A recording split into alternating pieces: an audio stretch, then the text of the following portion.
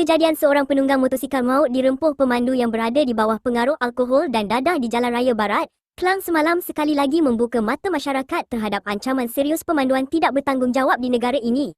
Dalam insiden tersebut, mangsa dilaporkan meninggal dunia di tempat kejadian akibat kecederaan parah. Tragedi ini bukan sekadar statistik kemalangan jalan raya, tetapi juga mencerminkan kegagalan sebahagian individu mengawal diri serta memandang ringan keselamatan pengguna lain. Lebih membimbangkan, kes seperti ini bukanlah terpencil, malah saban tahun berulang dengan pola yang hampir sama. Pemandu mabuk hilang kawalan dan kemudiannya meragut nyawa orang yang tidak bersalah. Dalam konteks ini, isu utama yang perlu diberi perhatian ialah tahap kesedaran sivik yang masih rendah dalam kalangan segelintir masyarakat. Pengambilan alkohol dan dadah sebelum memandu bukan sahaja melanggar undang-undang, malah mencerminkan sikap tidak bertanggungjawab terhadap nyawa sendiri dan orang lain. Bukan itu sahaja, tindakan memotong secara berbahaya dan memasuki laluan bertentangan seperti yang dilaporkan oleh pihak polis menerusi media turut menunjukkan kecuaian melampau yang sepatutnya tidak berlaku.